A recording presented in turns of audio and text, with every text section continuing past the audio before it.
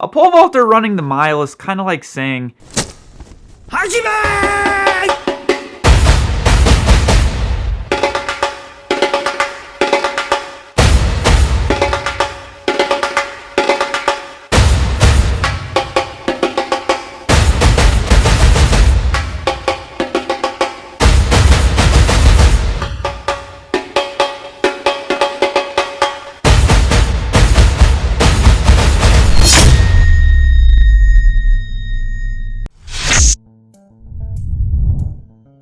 Welcome to the pole vault vlog. Today we're just gonna jump right in because I got a few questions that I think are gonna take a little bit longer to answer, and then I got a bunch of videos to review.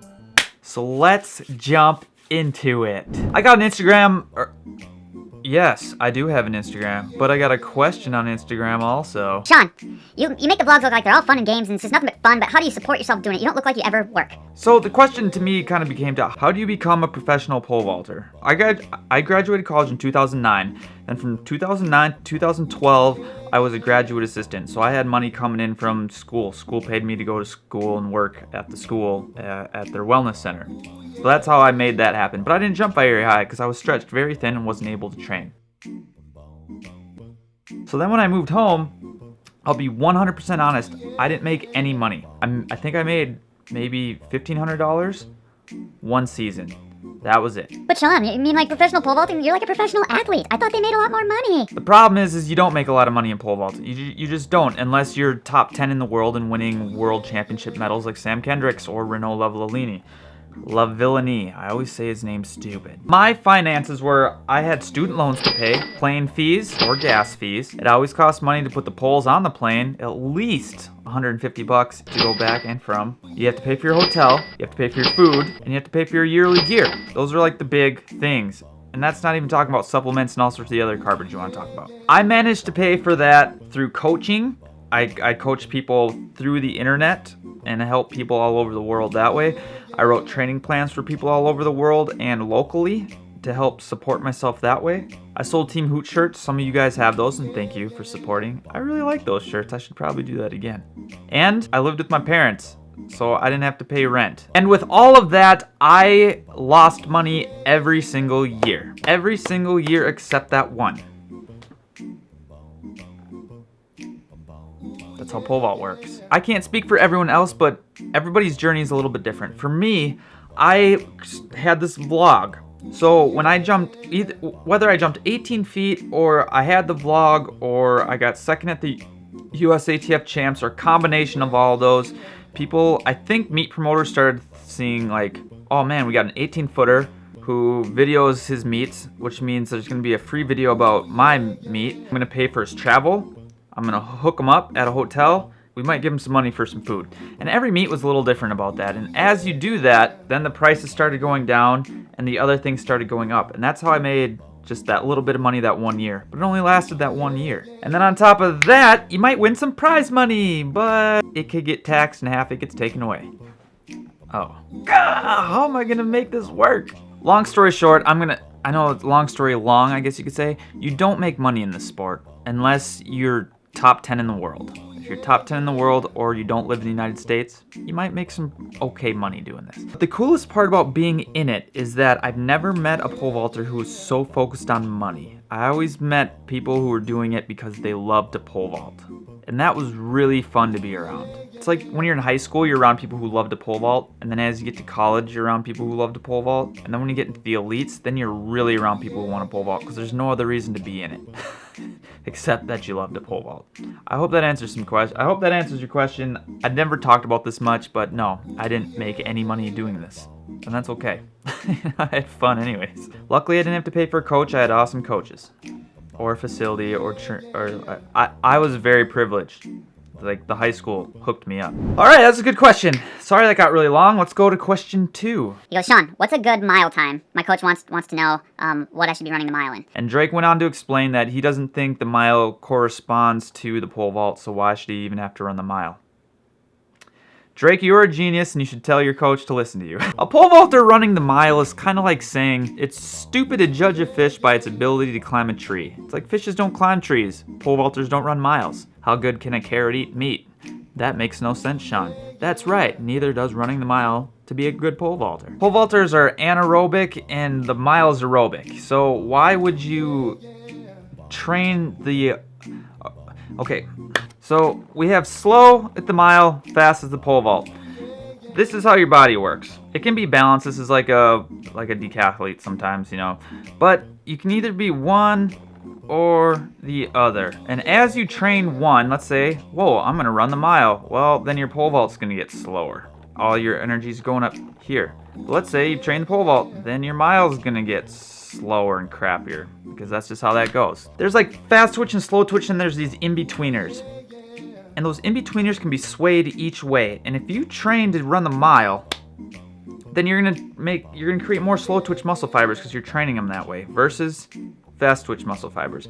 And why would you want slow twitch muscle fibers in the pole vault? It's a very speed-based dominant event. So don't run the mile. So a mile, 1,600 meters. Let's say you want to run 1,600 meters and your coach is like, you need to run 600 meters. Well, your coach is kind of stupid because most coaches who do stuff like that are like, well, that's the way I did it. Well, you know, science and technology and research changes over the years. You should probably adapt to that too. So instead of one time 1,600 meters, or what about 16 100s with more rest and then measure that? Or what about a couple 200s? Like that 200 should be the farthest you ever run in the pole vault.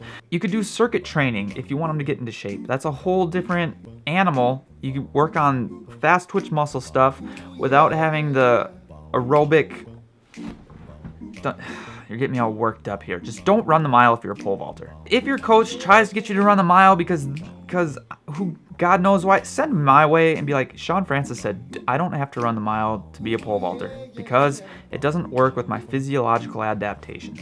Or if they try it and they're giving you some stink about it, just be like, well, what training adaptation is this going to do? And if they say, it's going to get you in shape, be like, well, no, it won't. It'll get me in shape for the mile, but it won't get me in shape for pole vault. Alright, let's review some videos. Sorry I went on these rants, just get all fired up. Alright, first video is from Kyle. Wow, killer, man. They're quick. It's pretty good. Second half's good, man. I know you guys are going to get sick of me, but I'm always talking about the plant and the takeoff because that's the important part. So we can see as the pole makes contact with the back of the box again, boom, your elbow's still bent. So then your elbow always goes straight if you're on the right pole. So now watch this. Boom, now it's straight. So then, since it's straight, now you're at this really goofy angle here versus throwing energy into the pit this way. So just think about, if we go back here, think about you're in front of your head, just make sure it's locked. I'm really, really picky about that elbow. If you're an athlete of mine, they get sick of me saying it all the time. So stick your arms in front of your head just a little bit. I always say at 1 o'clock. If you do that, man, I mean, you already have the killer swing. That positioning is really good. God, the rest is so good. If you just transition that, you'll be on bigger poles, longer poles, and bam! PRs in no time. Looks good, man. Just a light little tweak there. Alright, this one's from Josh. Let's check it out.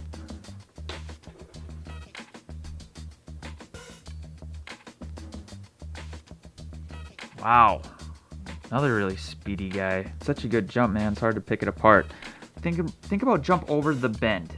So if this is a sticker, I want you to think about jumping over the sticker to the crossbar. So instead of just jumping and swinging right away, try and jump. I don't know if that makes any sense. Jump up over the bend. I can say it 50 times, and maybe if I say it 30 more times, it'll make sense to you because it's starting to sound weird in my head. In doing so, you're gonna put your foot back farther. You're gonna create a bigger stretch reflex in your shoulder. And you're going to be on bigger poles, and then it's going to help you up top. Up top, I mean, that's easy to clean up. We could clean up that later, but yeah, I would start there. Just think about jumping over the bend of the pole. I think you can jump a foot higher if you think about jumping over that sticker. Give that a try, man. It looks really good. I really dig it. Send me another video when you get some updates. Nice jump. Plan and takeoff, plan and takeoff. Shawn, just shut up about the plan and the takeoff. But that's what's important. Yeah, so I always say, think about leading with your hands. Keep your hands in front and as far away from your head as you can. I think it goes back to what I was talking in the last video. Think about jumping and trying to knock the crossbar down with your hand. It's a really good jump though, man.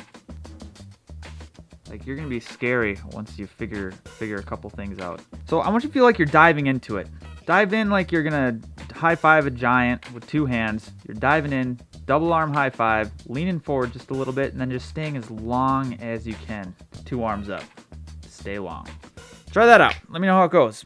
All right, that's enough for today. If you guys have any videos you want me to review, just send them to my way, Shawn.Francis19@gmail.com, and I will review them next week. If you have questions, send them my way. I will answer them next week. The best way to probably ask questions is through this YouTube thing, so I can keep them all in one spot. Because it's like you have Twitter and Instagram and like Tumblr and YouTube and Gmail and some other email, and then you're like, where did that question come from? I can't find it now. I would also like to thank you guys for being very respectful of some of these videos. I've gotten a few comments where it's like, hey Shawn, but what about this? And then we have a conversation about a kid's video instead of like, no, that was wrong, this is what I think. And I really, really, really appreciate that. I try and keep it really simple, and I have a philosophy that the vault builds upon itself.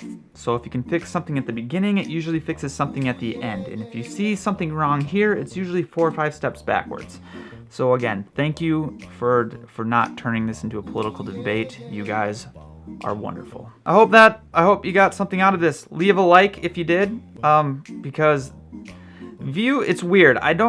It's views and likes and like comments and interaction with you guys that make me continue to do these. As soon as those drop, I'm probably out, because what's the point? There's no reinforcement to me keep doing these anymore.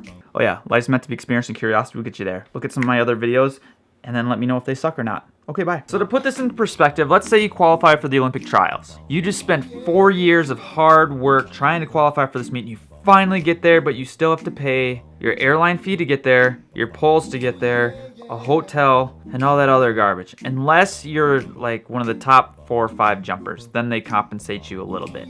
But other than that, you lose money by qualifying for the Olympic trials. And like I already mentioned, you don't do it for the money, you do it because you love the sport.